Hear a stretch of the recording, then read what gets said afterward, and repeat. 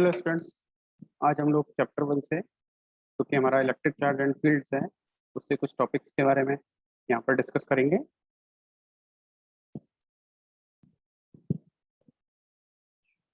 इसमें हम लोग electric charge and electric force से रिलेटेड कुछ टॉपिक्स हैं, जैसे कि टाइप्स ऑफ चार्ज, चार्ज कितने प्रकार का होता है, चार्जिंग ऑफ ऑब्जेक्ट्स यानी कि हम जो ऑब्जेक्ट्स हैं उनको कैसे चार्ज कर सकते हैं, और एक डिवाइस होती है इलेक्ट्रोस्कोप जो है इलेक्ट्रिक चार्ज को डिटेक्ट करने के लिए हम उसका यूज़ करते हैं, और जो चार्जेस हैं उनके बीच में जो इलेक्ट्रिक फोर्स होता है उसके लिए जो कूलम्स लॉ है उसके बारे में हम थोड़ा सा यहाँ पे डिस्कस करने वाले हैं। So let's start. सबसे पहले बात करते हैं चार्ज, टाइप्स ऑफ चार्ज की। हम लोग जानते हैं, जो हमारे साइंटिस्ट थे उन्होंने काफ़ी डिस्कशन के बाद में ये रिजल्ट दिया कि चार्ज जो होता है वो दो तरह का होता है, टू टाइप्स में होता है, पॉजिटिव एंड नेगेटिव। उनको हमने नाम दिया। पॉजिटिव एंड नेगेटिव नाम देने के पीछे कुछ सिंपल अजम्पशंस थे वहाँ पे कि चार्जेस जो है वो नंबर्स के जैसे, एल्जेब्रिक नंबर्स के जैसे ऐड और सब्ट्रैक्ट होते हैं, इसलिए उनको हमने पॉजिटिव और नेगेटिव जो है नाम दिया।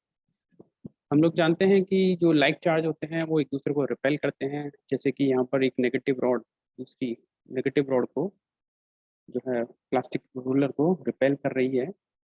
एंड यहाँ पर देखें, दो ग्लास रॉड हैं जो कि दोनों लाइक चार्जेस यानी कि पॉजिटिवली चार्ज हैं, और वो दोनों फिर से एक दूसरे को रिपेल करती हैं। एक को हमने यहाँ पर एक थ्रेड की हेल्प से हैंग किया हुआ है, और दूसरी रॉड को हम अपने हाथ से इस पॉजिटिवली चार्ज रॉड के पास लेकर आते हैं, तो ये एक दूसरे को रिपेल करती हैं। So like charges repels each other, and opposite charges और unlike charge attract each other.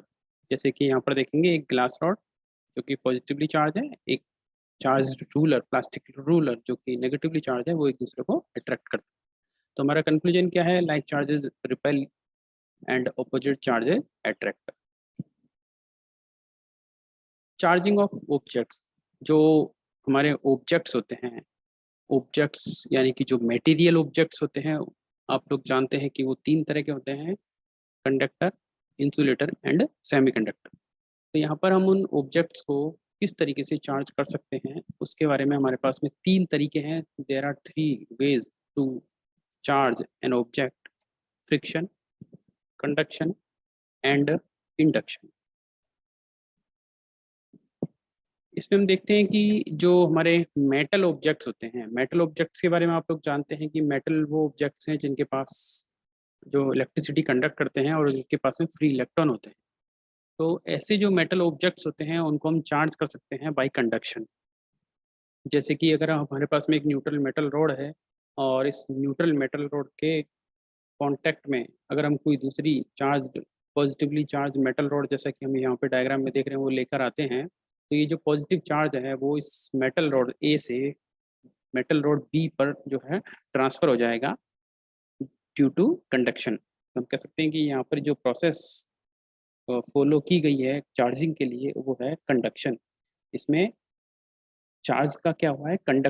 Charge conduct हुआ है, चार्ज का ट्रांसफर हुआ है, एक्चुअल ट्रांसफर हुआ है। जैसे कि ये पॉजिटिव चार्ज जो है ए से मेटल रॉड बी पर जो ट्रांसफर हुआ है वो किसकी वजह से हुआ है कि मेटल रॉड बी जो कि पहले न्यूट्रल थी, इसके पास में काफ़ी सारे कंडक्शन इलेक्ट्रॉन होते हैं, और इलेक्ट्रॉन्स जो है वो फ्री होते हैं मूव करने के लिए। तो जैसे ही हम मेटल रॉड ए को बी के कॉन्टेक्ट में लाते हैं, कुछ इलेक्ट्रॉन जो है बी से ए के पास ट्रांसफर हो जाते हैं, और उस ट्रांसफर की वजह से बी के पास में डेफिशिएंसी ऑफ इलेक्ट्रॉन हो जाती है, और उस डेफिशिएंसी की वजह से मेटल रोड बी पर पॉजिटिव चार्ज आ जाता है। तो ये जो प्रोसेस होती है, ये हम मेटल्स में ही, या कह सकते हैं कंडक्टर्स के साथ में ही, हम इसको कंप्लीट कर सकते हैं, इस चार्जिंग के प्रोसेस को, जिसको हम बोलते हैं conduction. Metals can also B charge by induction. Metals को हम इंडक्शन के हेल्प से भी जो है चार्ज कर सकते हैं। जैसा कि इस डायग्राम में हम देखें कि हमारे पास में एक मेटल रॉड है जिसको हमने पहले एक एंड पे अर्थ किया हुआ है। अर्थिंग का मतलब है कि हमने उसको जमीन से ग्राउंड किया हुआ है। ग्राउंड से कनेक्ट करने पर क्या होता है कि हम इसको एक एक्स्ट्रा, इस मेटल रोड के पास में कुछ इलेक्ट्रॉन अगर होंगे तो हम उसको एक पाथ दे सकते हैं कि वो इस कंडक्टिंग वायर के थ्रू इस अर्थ में जो है जा सके, ग्राउंड में जा सके। तो इंडक्शन के थ्रू कैसे चार्ज करेंगे इस अर्थड मेटल रोड को? मान लीजिए हम एक दूसरा मेटल रोड लेते हैं जो कि नेगेटिवली चार्ज है, और जब इस नेगेटिवली चार्ज मेटल रोड को इस न्यूट्रल रोड के पास लेकर आते हैं तो क्या होगा, जैसा कि हमने फर्स्ट स्लाइड में देखा था, opposite charges attract each other. तो ये नेगेटिव चार्ज जो है इस मेटल रोड पर जो पॉजिटिव चार्ज होगा उसको क्या करेगा, अट्रैक्ट करेगा। अब चूंकि पॉजिटिव चार्ज के रूप में तो ऐसा कुछ है नहीं, वहाँ पे मेटल के पास में क्या होते हैं, फ्री इलेक्ट्रॉन्स होते हैं। तो जैसे ही हम इस नेगेटिव रोड को इस न्यूट्रल रोड के पास लेकर आएंगे तो ये क्या करेगा, नेगेटिवली चार्ज इलेक्ट्रॉन्स को क्या करेगा, रिपेल करेगा। तो वो सारे इलेक्ट्रॉन क्या करते हैं, इस एंड की तरफ ट्रांसफर होने लगते हैं। इससे ये एंड पर इलेक्ट्रॉन की डेफिशिएंसी हो जाती है, और इस डेफिशिएंसी की वजह से हम कहते हैं यहाँ पर पॉजिटिव चार्ज क्या हो गया, इंड्यूस हो गया। तो बेसिकली क्या होता है, जब हम इस नेगेटिवली चार्ज रोड को लेकर आते हैं तो इस एंड पर पॉजिटिव चार्ज इंड्यूस हो जाता है, और यहाँ पर जो इलेक्ट्रॉन्स होते हैं वो ट्रांसफर होते हैं। तो चूंकि इलेक्ट्रॉन रिपेल हो रहे हैं इस दूसरी रोड की वजह से, तो सारे के सारे इलेक्ट्रॉन क्या करते हैं, इस वायर के थ्रू कहाँ चले जाते हैं, ग्राउंड में चले जाते हैं। कुल मिला के यहाँ पे क्या हो जाता है, पॉजिटिव चार्ज इंड्यूस हो जाता है। और अगर हम इस ग्राउंडिंग को यहाँ से डिस्कनेक्ट कर दें और इस नेगेटिवली चार्ज रोड को इस रोड से दूर लेकर जाएं, तो ऐसी कंडीशन में इस पर जो पॉजिटिव चार्ज इंड्यूस हुआ था अब इस मेटल रोड पे वो यूनिफॉर्मली क्या हो जाएगा, डिस्ट्रीब्यूट हो जाएगा। तो इस प्रोसेस को हम क्या बोलते हैं, charging by conduction, induction. Non conductors और इंसुलेटर्स जो हैं उनको हम कंडक्शन और इंडक्शन की हेल्प से चार्ज नहीं कर सकते, क्योंकि अगर हम, क्योंकि कंडक्शन की वजह से उनको चार्ज क्यों नहीं कर सकते, क्योंकि जो इंसुलेटर होते हैं उनके पास में फ्री इलेक्ट्रॉन नहीं होते हैं, कंडक्शन के लिए अवेलेबल नहीं होते हैं, तो वो प्रोसेस हम यहाँ पर फॉलो नहीं कर सकते। और इंडक्शन में क्या होता है कि अगर हम इंडक्शन का यूज़ करें नॉन कंडक्टर या इंसुलेटर के लिए, तो जैसा कि इंसुलेटर में क्या होता है, पॉजिटिव और नेगेटिव जो चार्ज होते हैं वो बहुत ही स्ट्रांगली बाउंड होते हैं, उनके न्यूक्लियस के साथ में या एटम के साथ में इलेक्ट्रॉन्स होते हैं वो स्ट्रांगली बाउंड होते हैं, और वो फ्री नहीं होते हैं मूव करने के लिए। तो जैसे ही हम पॉजिटिवली चार्ज रोड इस इंसुलेटर के पास में लेकर आते हैं तो वहाँ पे क्या होता है, उनका सेपरेशन हो जाता है चार्जेस का।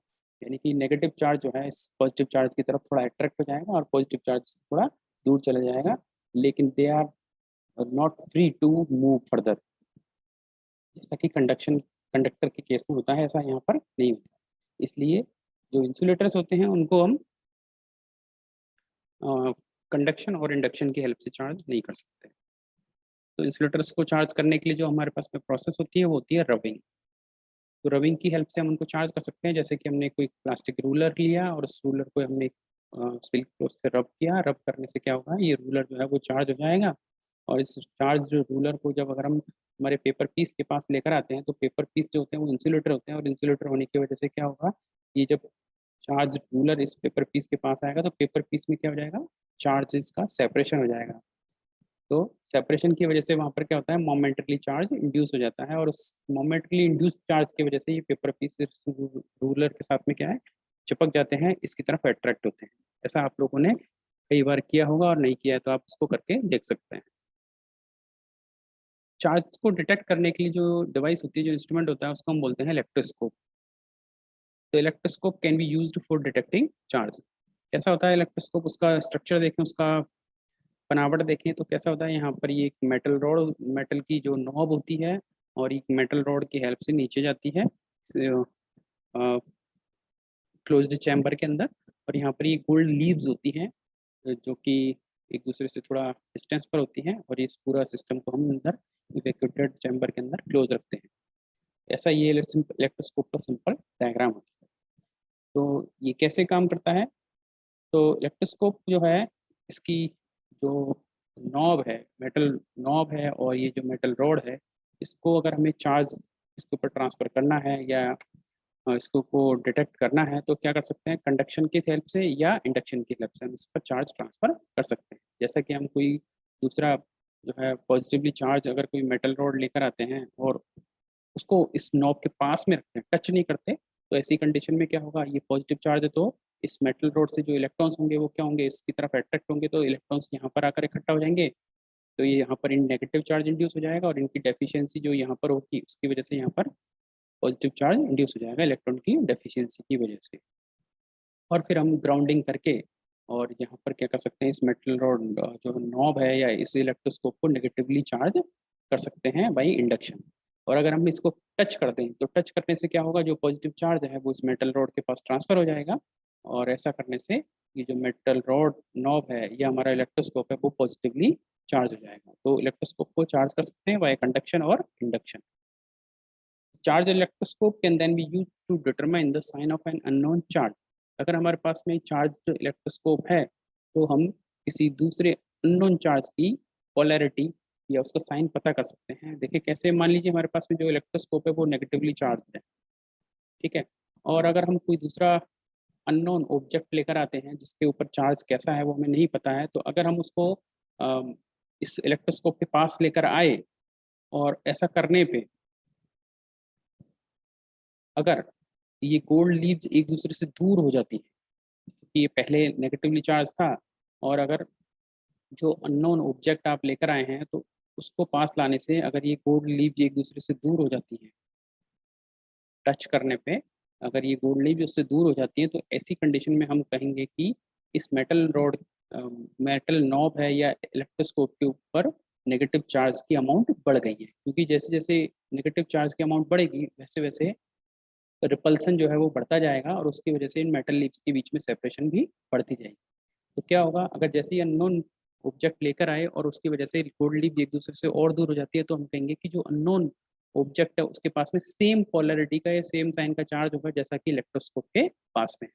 और अगर दूसरा अननोन जो ऑब्जेक्ट हम लेकर आए उसको पास लाने पे, टच करने पे जो गोल्ड लीव जब वो एक दूसरे के पास आती हैं, तो ऐसा करने पे हम कह सकते हैं कि इस अननोन तो हम कह सकते हैं कि इस इलेक्ट्रोस्कोप के ऊपर चार्ज क्या हो गई है, कमी हो गई है।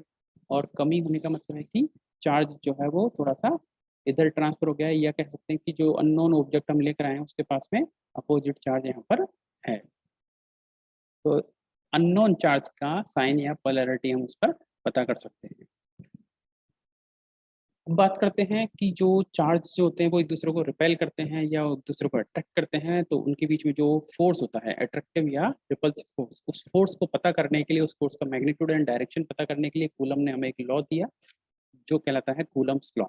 According to the Coulomb's law, the electric force between two charges is proportional to the product of the charges and inversely proportional to the distance between them. Okay, according to Coulomb's law, जो force होगा, electric force होगा charges के बीच में, two charges के बीच में जो फोर्स होगा वो उन चार्जेस के प्रोडक्ट के प्रोपोर्शनल होगा, और उनकी बीच में जो डिस्टेंस है उसके इनवर्सली प्रोपोर्शनल होगा। मैथमेटिकली कूलम्स लॉ को कैसे लिख सकते हैं? It is written as F equals to K Q1 Q2 upon R square. F is the force, K is the Coulomb's constant, Q1 Q2 is the charge, ये Q1 Q2 जो value हैं वो charge की values हैं, और R square is the square of the distance between Q1 and Q2। ये जो equation दी गई है, ये इक्वेशन हमें जो फोर्स है उसका मैग्नीट्यूड प्रोवाइड करती है। यहाँ पर हम चार्ज जो लेते हैं Q1 और Q2 वो विदाउट साइन लेते हैं, यानी कि चार्जेस का ओनली मैग्नीट्यूड यूज किए जाते हैं। इससे जो फोर्स है वो ऑलवेज पॉजिटिव आएगा। That means we are calculating only the magnitude of the electric force between two charges Q1 and Q2, right? This law also tells us the force is along the line connecting the charges and is attractive if the charges are opposite and repulsive if they are the same. According to Coulomb's law, the force between two charges is along the line connecting the charges. यानी कि दो charge अगर हैं, जैसे कि ये दो charge हो गए, ये चार्ज 1 है जो कि पॉजिटिव है और चार्ज 2 है जो कि वो भी पॉजिटिव है, तो अगर इन दोनों के बीच में हम चार्ज कैलकुलेट करें तो क्या होगा, जो फोर्स होगा वो इन दोनों चार्जेस को ज्वाइन करने वाली लाइन के अलोंग होगा। अब दोनों चार्जेस को ज्वाइन करने वाली लाइन के अलोंग होगा, ठीक है, लेकिन अब फोर्स कैसा होगा, अट्रैक्टिव होगा या रिपल्सिव होगा, तो वो हमें पता है कि अगर लाइक चार्जेस हैं तो उनके बीच में रिपल्सिव फोर्स होगा, और अनलाइक चार्जेस हैं तो उनके बीच में फोर्स अट्रैक्टिव होगा। तो और ये आप क्लास 11th में भी न्यूटन्स लॉ में पढ़ चुके हैं, न्यूटन्स थर्ड लॉ की जो फोर्स होता है वो एक म्यूचुअल इंट्रैक्शन होती है। अगर कोई दो ऑब्जेक्ट्स के बीच में फोर्स काम करता है तो वो एक म्यूचुअल इंट्रैक्शन होता है, तो दोनों क्या करते हैं, एक दूसरे पर फोर्स लगाते हैं। जैसा कि यहाँ पर हम देखें तो चार्ज Q1 अगर फोर्स लगाएगा Q2 पर, तो Q2 भी चार्ज Q1 पर फोर्स लगाएगा, तो उनको हमने नाम दिया है F12। F12 का मतलब है force on one due to to.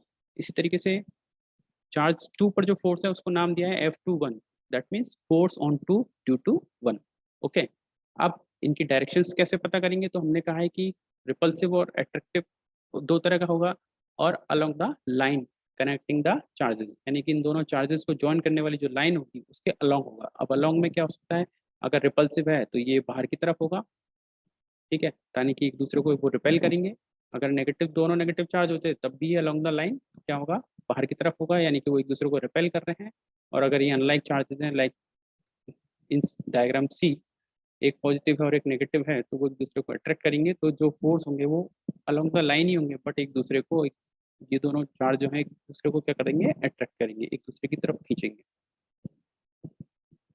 The proportionality constant in Coulomb's law is, ये जो के इस मैग्नीट्यूड की जो इक्वेशन थी वहाँ पर आया था, वो प्रोपोर्शनलिटी कांस्टेंट है, और उसकी जो मैथमेटिकल वैल्यू होती है वो लगभग होती है 9 × 10⁹ newton metre square upon coulomb square. The proportionality constant k can also be written in terms of epsilon zero, the permittivity of free space. वो कैसे लिख सकते हैं? जो के होता है उसकी जगह पर लिखा जा सकता है 1/4πε0। So the Coulomb's law in terms of epsilon naught, F equals to 1/4πε0 Q1 Q2 upon R square। Here epsilon naught equals to 1/4πk, और ये जो epsilon naught है जो कि परमिटिविटी ऑफ फ्री स्पेस भी कहलाती है, इसकी न्यूमेरिकल वैल्यू होती है 8.85 × 10⁻12 coulomb square per newton metre square. Thank you.